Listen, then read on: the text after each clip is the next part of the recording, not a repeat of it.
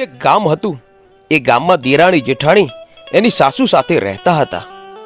બંને વહુના ઘરે દેવના દીધેલા એક એક દીકરા હતા. મોટી વહુ ઈર્ષાળુ હતી, જ્યારે નાની વહુ તો ભલી પોળી અને પ્રેમાળ હતી. એક વખત શ્રાવણ માસમાં રાધણ છઠનો દિવસ આવ્યો. સાસુએ નાની વહુને રાંધવા બેસાડી. નાની વહુ મધરાત સુધી રાંધતી હતી. એટલામાં કોડિયામાં સૂતેલો છોકરો રડવા માંડ્યો. આથી બધું કામ પડતું મૂકીને વહુ છોકરાને લઈને જરા આડે પડખે થઈ અને થાકના લીધે જોત જોતામાં ઊંઘી ગઈ. ચૂલો સળગતો હતો. મધરાત પછી શીતળામાં ફરવા નીકળ્યા.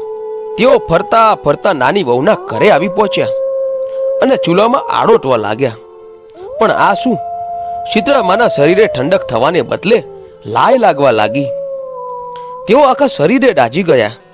આથી તેમણે નાની વહુને શાપ આપ્યો કે જેવું મારું શરીર બળ્યું એવું તારું પેટ બળજો. પછી તો સવારે ઉઠીને વહુએ જોયું તો ચૂલો સળગતો હતો અને પડખામાં સૂતેલો છોકરો મૃત દશામાં હતો. એનું આખું શરીર દાઝી ગયું હતું. નાની વહુ રડવા લાગી. એને ખ્યાલ આવી ગયો કે જરૂર શીતળા માતાએ શાપ આપ્યો હશે. એ રડતી રડતી સાસુ પાસે ગઈ અને બધી વાત કરી. સાસુમાએ સાંત્વના આપતા કહ્યું કે શીતળા માતા પાસે જઈ પ્રાર્થના કર, બધું જ સારું થઈ જશે. પછી તો બાળકને ટોપલામાં નાખી નાની વહુ શીતળામાને મનાવવા નીકળી પડી. રસ્તામાં બે તલાવડીઓ આવી.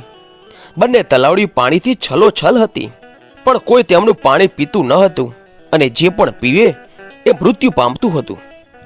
નાની વહુને જોઈને તલાવડીઓ બોલી, બહેન, તું ક્યાં જાય છે? નાની વહુએ કહ્યું, હું શીતળા માતા પાસે સાપના નિવારણ માટે જાઉં છું. તલાવડીઓએ કહ્યું કે બહેન, અમે એવા તે કેવા પાપ કર્યા હશે કે અમારું કોઈ પાણી પીતા જ મૃત્યુ પામે છે? એ બેન, અમારા સાપનું નિવારણ પૂછતા આવજે. ભલે કહી નાની વહુ ત્યાંથી આગળ ચાલી. રસ્તામાં તેણે બે આખલા મળ્યા. એમની ડોકમાં કંટીના પડ લટકતા હતા અને બંને લડતા હતા. નાની વહુને જોઈને બંને આખલાઓએ પૂછ્યું, બહેન, તું ક્યાં જાય છે?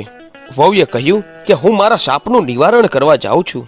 આખલાઓએ કહ્યું, અમે એવા તે શું પાપ કર્યા હશે કે અમે સદાયને માટે લડતા રહીએ છીએ? તું અમારા સાપનું નિવારણ પૂછતી આવજે. ભલે કહી નાની વહુ આગળ વધી. થોડે દૂર તેણે જોયું તો બોરડીના ઝાડ નીચે એક ડોશીમાં પોતાના વાળને ખંજવાળતા બેઠા હતા. વહુને જોઈને ડોશીમાં બોલ્યા કે બહેન, મારા માથામાં ખંજવાળ આવે છે, જરા જોઈ આપણે. વહુ દયાળુ હતી.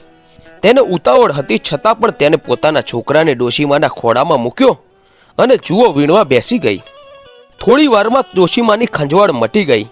તેમણે વહુને આશીર્વાદ આપતા કહ્યું કે જેવું મારું માથું ઠાર્યું એવું તારું પેટ ઠરજો. આટલું બોલતા જ ચમત્કાર થયો. ડોશીમાના ખોળામાં રહેલો છોકરો સજીવન થયો. વહુ તો આશ્ચર્ય પામી. તે જાણી ગઈ કે આ ડોશીમાં બીજું કોઈ નહીં પણ શીતળા માતા છે.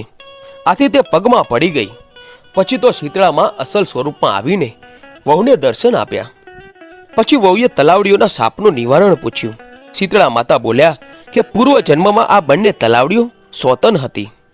બંને રોજ ઝઘડ્યા કરતી. કોઈને શાક છાસ આપે નહીં અને આપે તો પાણી નાખીને આપે. આથી એમનું પાણી કોઈ પીતું નથી, પણ તું એમનું પાણી પીજે એટલે એમના પાપનો નાશ થશે. એ પછી વહુએ આખલાના સાપ વિશે પૂછ્યું. તેના જવાબમાં શીતળામાં બોલ્યા કે ગયા જન્મમાં બંને દેરાણી જેઠાણી હતા.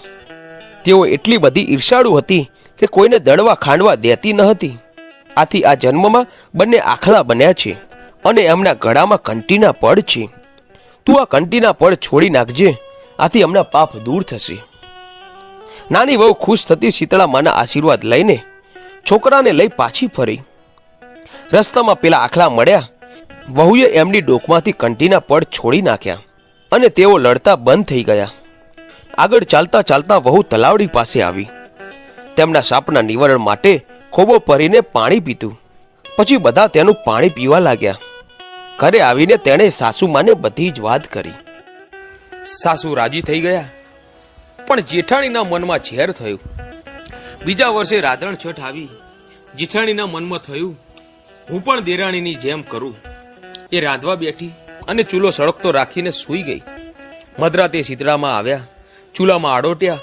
શીતળામાનું આખું શરીર દાઝી ગયું એમણે શાપ આપ્યો, જેવું મારું શરીર બળ્યું એવું એનું પેટ બળ્યું. સવારે જેઠાણી પારણામાં જોઈએ તો છોકરો મરેલો જોયો. જેઠાણી સમજી ગઈ કે શીતળામાનો સાપ લાગ્યો. દેરાણી પણ છોકરો લઈને શીતળામા પાસે ચાલી નીકળ્યા. રસ્તામાં જતા બે તલાવડી આવી. તલાવડીઓ કહે, બેન ક્યાં જાય છે? જેઠાણી કહે, શીતળામા પાસે.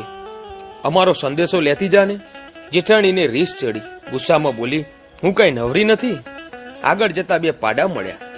પાડા કહે, બેન ક્યાં જાય છે? શીતળામા પાસે. અમારો સંદેશો લેતી જાને. હું કઈ તમારા જેવી નવરી નથી. એમ કહી દેરાણી આગળ ચાલી. અઘોર જંગલમાં બોરડી નીચે ડોશીમાનું રૂપ ધરી શીતળામા બેઠા હતા. માથું ખુલ્લું હતું ને ખંજવાળ્યા કરે. ડોશીમા કહે, બેન ક્યાં જાય છે? જેઠાણી બોલી, શીતળામા પાસે.